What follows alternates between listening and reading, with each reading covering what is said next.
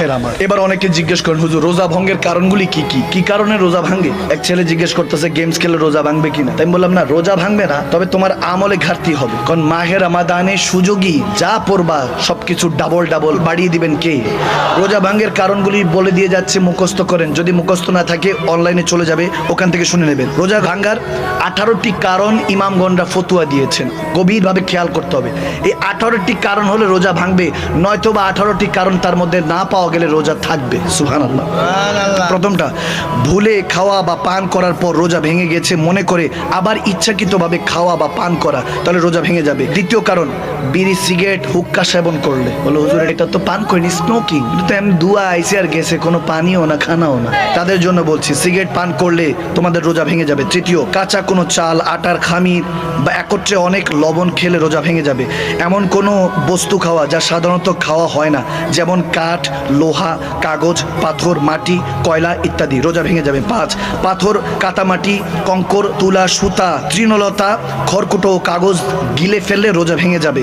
6, নিজের থুতু হাতে নিয়ে গিলে ফেললে রোজা ভেঙে যাবে।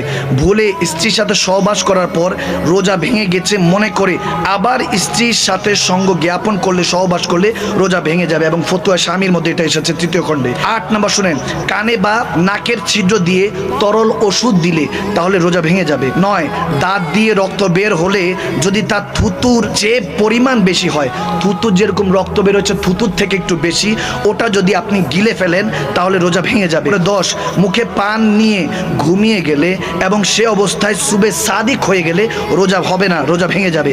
11, মাস্টার পেশেন্ট বলে হস্তমৈথুন করলে রোজা ভেঙে যাবে। 12, রোজা স্মরণ থাকা অবস্থায় কুলি কিংবা নাকে পানি দেওয়ার সময় কণ্ঠনালীতে পানি চলে গেলে, অর্থাৎ যখন অজু করব আস্তে করে এতটুক ধুবো, যদি বেশি চলে যায় তাহলে রোজা ভেঙে যাবে। 14, রাত মনে করে সুবে সাদিকের পর সেহরি খাইলে রোজা ভেঙে যাবে। এখানে আবার অনেকে বলে যে হুজুর আজান দিলে কি সেহরি করা যাবে কিনা? আজানের সাথে সেহরির কোনো সম্পর্ক নাই, ওটা হলো সুবে সাদেকের হিসাব করতে হবে। অনেক সময় আজান এক জায়গায় আগে দেয় পরে দেয়, টাইমিংটা হলো আপনাকে দেখতে হবে যে আজানের ওয়াক্ত কখন।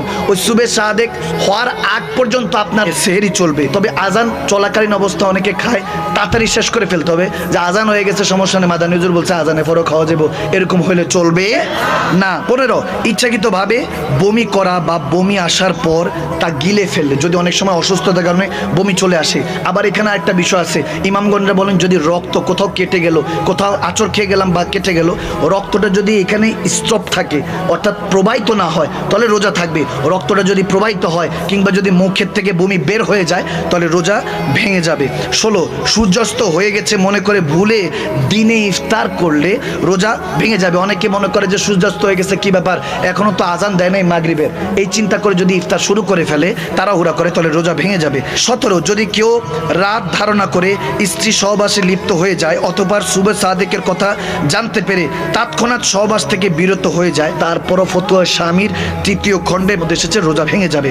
18, বৃষ্টি বা বরফের টুকরো খাদ্যনালীর ভেতরে চলে গেলে রোজা ভেঙে যাবে। কারণগুলি বাংলায় লিখে এনে বলে দিয়েছে, কি কষ্ট হয়েছে? এই 18টা কারণ থেকে আল্লাহ আমাদেরকে হেফাজত করুক, আমিন বলেন।